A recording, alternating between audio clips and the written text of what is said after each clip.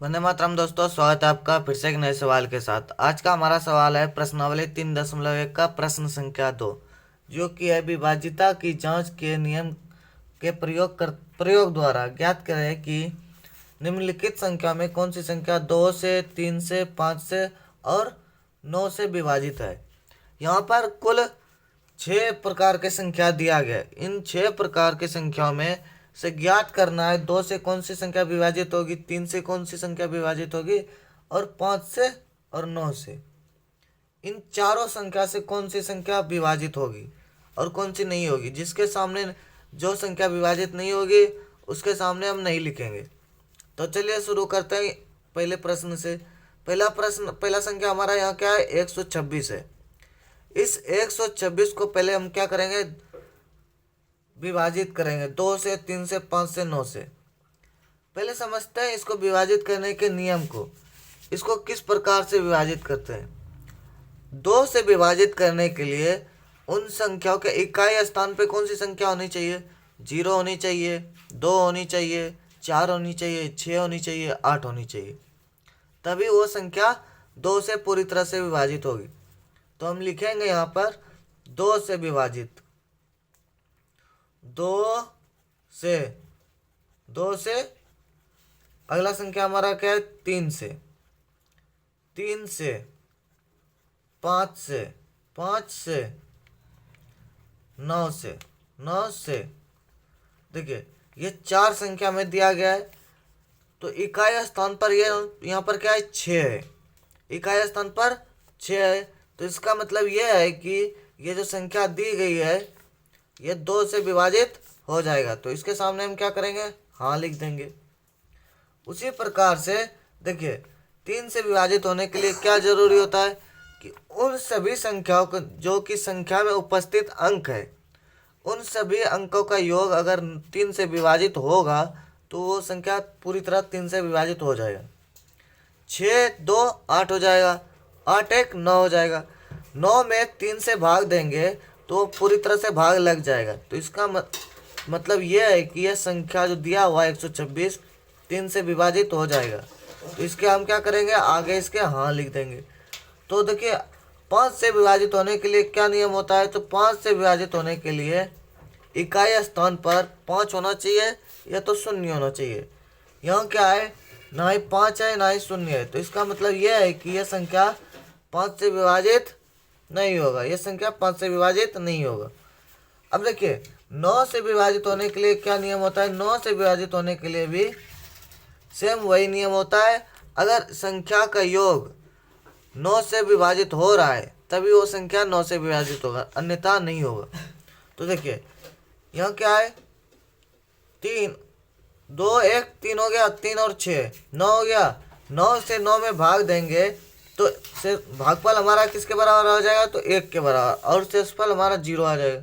तो इसका मतलब यह है कि यह संख्या 9 से विभाजित होगा। तो इसके लिए आगे हम इसके हाँ लिख देंगे। अब दूसरा संख्या देखिए क्या है, यहाँ पर 672 है। दूसरा संख्या क्या है, 672। दूसरा संख्या 672, ये हम लिख देंगे यहाँ पर 672। 672 इसमें हम भाग देंगे। अब देखिए 2 से विभाजित होने के लिए इकाई स्थान पर जो संख्या होनी चाहिए उसमें से 2 है। तो यह संख्या 2 से पूरी तरह से विभाजित हो जाएगा। अगला अगला संख्या क्या है, 3 से विभाजित करना है। 3 से विभाजित करने के लिए इन संख्याओं का योग निकालेंगे। 6 6 12 हो जाएगा, 12 1 13, 14 15, 15 हो गया। 15 3 से विभाजित हो जाएगा। तो इसका मतलब यह है कि यह संख्या 3 से विभाजित हो जाएगा। देखिए अब क्या है, 5 है। अब 5 से विभाजित होने के लिए इकाई स्थान पर 5 होना चाहिए या तो 0 होना चाहिए।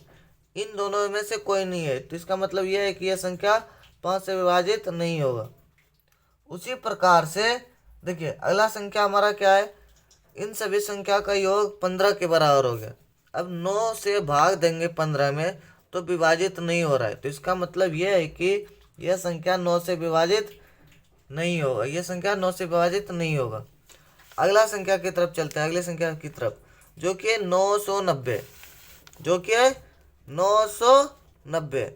ये हमारा तीसरा संख्या है, तीसरा संख्या है।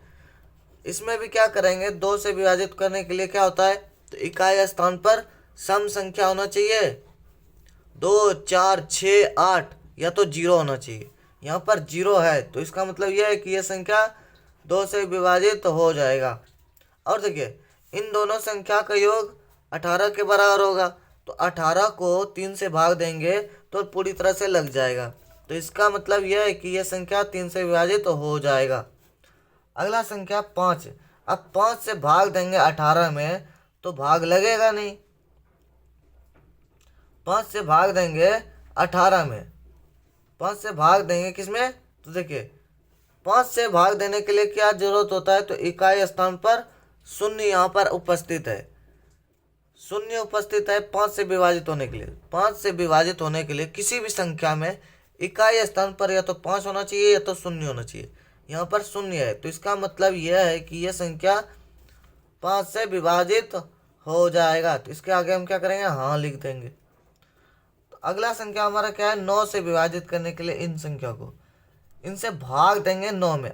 9 इन दोनों संख्या का योग, तीनों संख्या का योग 18 के बराबर हुआ।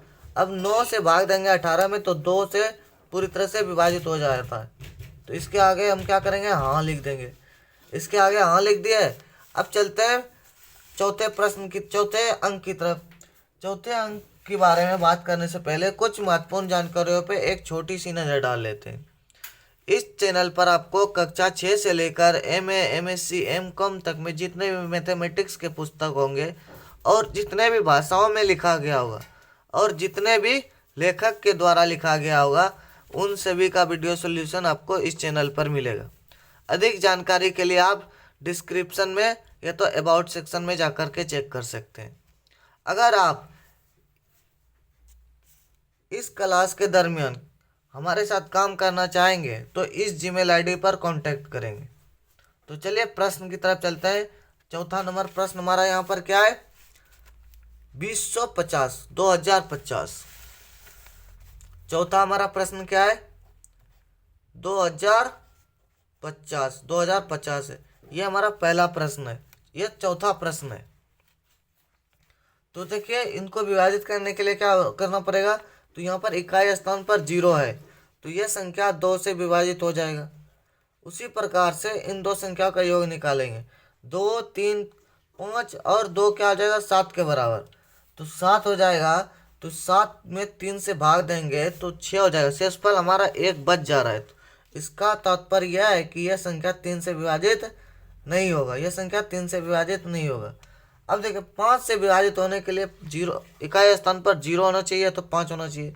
यहाँ पर 0 है तो इसका मतलब यह है कि यह संख्या 5 से विभाजित हो जाएगा, यह संख्या 5 से विभाजित हो जाएगा। देखिए अब देखिए इन दो संख्याओं का योग, इन संख्याओं में चारों अंकों का योग 9 से विभाजित नहीं हो रहा है, 9 से विभाजित नहीं हो रहा है तो यह संख्या 9 से विभाजित नहीं होगा, यह संख्या 9 से विभाजित नहीं होगा। चलते हैं अगले संख्या की तरफ। अगला संख्या हमारा क्या, 2856। 2856। अब देखिए 2856 है तो यहाँ इकाई स्थान पर क्या है, 6 है, इकाई स्थान पर 6 है।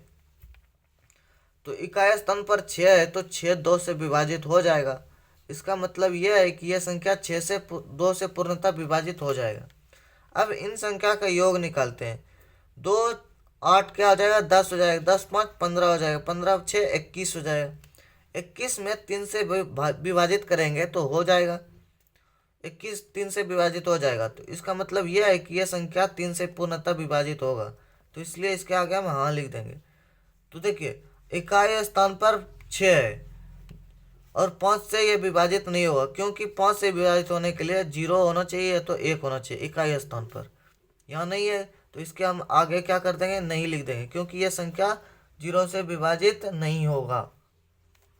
अगला संख्या की तरफ चलते हैं जो कि 9 से विभाजित होने के नियम। 9 से विभाजित होने के लिए नियम क्या होता है, तो इन सभी संख्या का योग क्या आ रहा है, तो वो जो संख्या का योग आ रहा है वो 9 से विभाजित नहीं होगा, 9 से विभाजित नहीं होगा योग। तो इसका मतलब यह है कि यह संख्या जो दिया हुआ है वो 9 से विभाजित नहीं होगा, वो संख्या 9 से विभाजित नहीं होगा। अगला संख्या हमारा क्या है, और आखिरी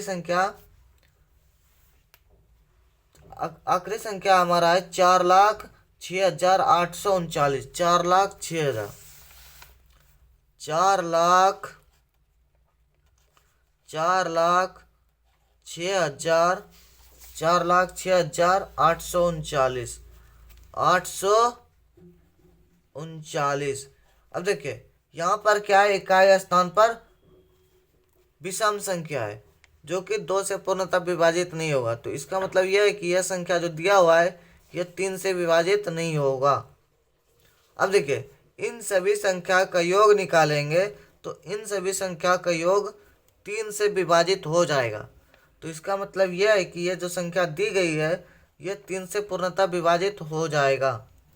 उसी प्रकार से यहाँ देखिए, उसी प्रकार से यहाँ क्या लिखा हुआ है, इकाई स्थान पर 9 है। तो इसका मतलब यह है कि यह संख्या 5 से भी विभाजित नहीं होगा, यह संख्या 5 से विभाजित नहीं होगा। उसी प्रकार से देखिए यहाँ क्या है, इन सभी संख्या का योग 3 से विभाजित हो जाएगा लेकिन 9 से विभाजित नहीं होगा। तो यह संख्या, इन संख्याओं के सभी अंकों का योग 3 से विभाजित हो रहा है लेकिन 9 से विभाजित नहीं हो रहा है। तो इसका मतलब यह है कि यह संख्या पूर्णतः 9 से विभाजित नहीं होगा। यह हमारा क्या हो गया, आंसर हो गया।